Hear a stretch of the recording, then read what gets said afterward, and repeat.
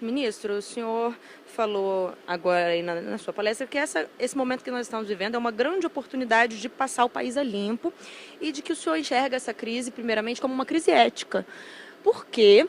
E o que precisa ser feito para passar o país a limpo?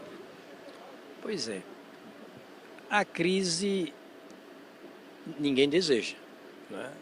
Ninguém deseja enfrentar dificuldades maiores, a que chamamos de crise, abalo, não é, no nosso cotidiano, nos nossos projetos, na execução dos nossos planos. A crise, eu acho que é, antes de tudo, ética, eu concordo. Política, porque na esfera política a ética não tem sido praticada, não é, nos padrões minimamente desejáveis, não tem. Mas a crise ético-política transbordou para a esfera econômica, o que agrava o quadro do país.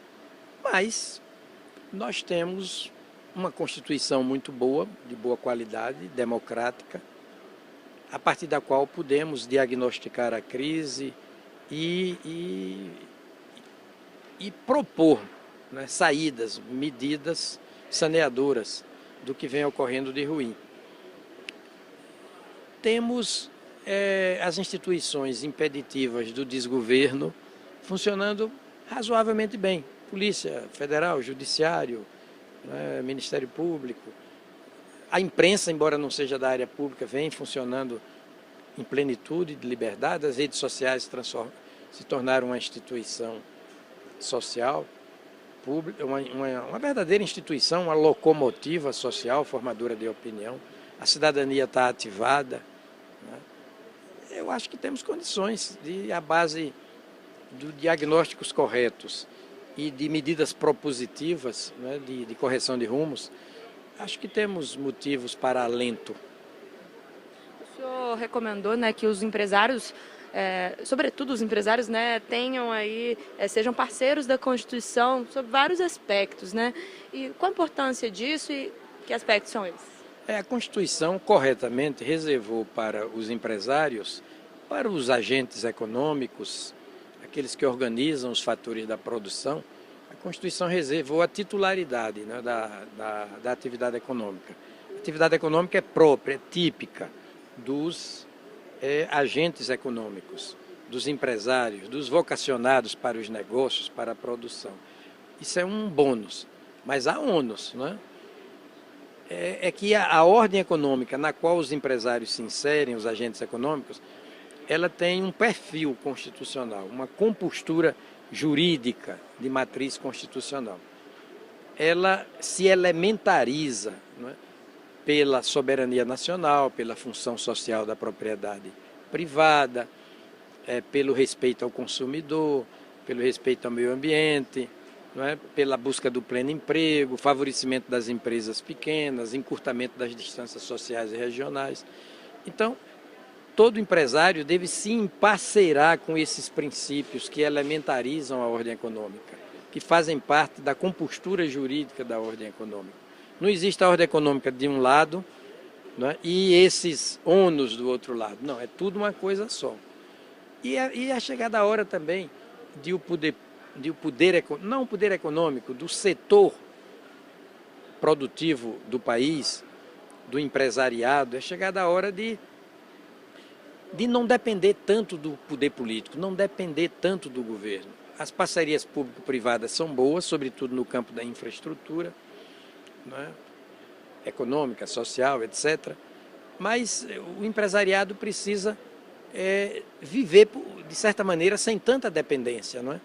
E buscar saídas a partir do seu próprio esforço, do reinvestimento dos seus capitais, não é, do uso do que os empresários têm de melhor.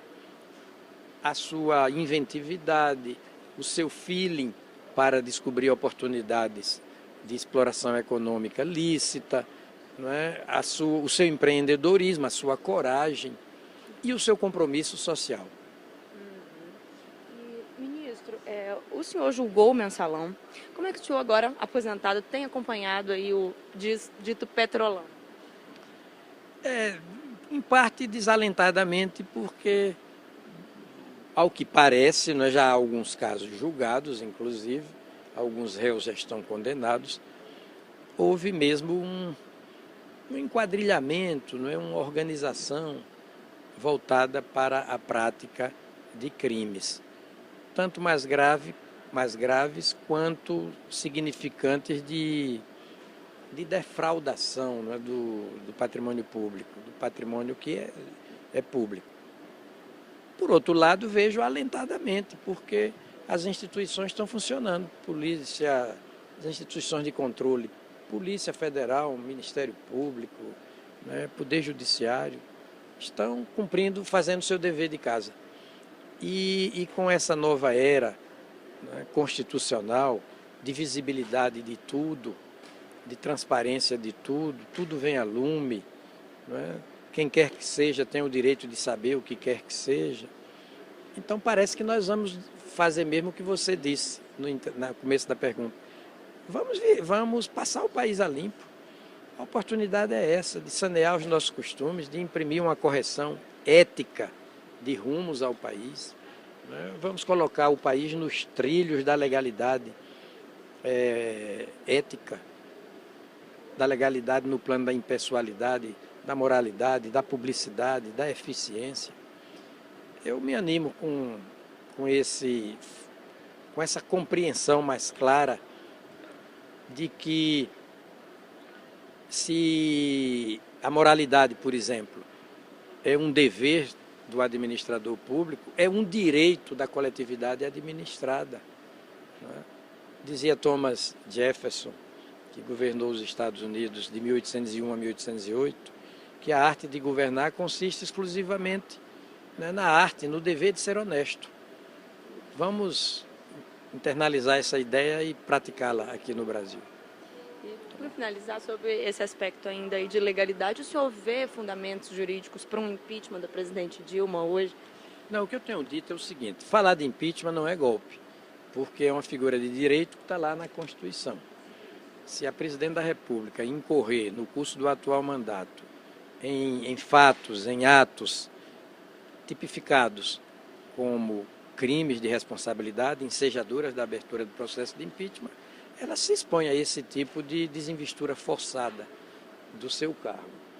Agora, é preciso que o devido processo legal seja observado, que não se dê pedalada na Constituição, que não se pule a cerca da Constituição, que tudo se faça nos marcos da Constituição.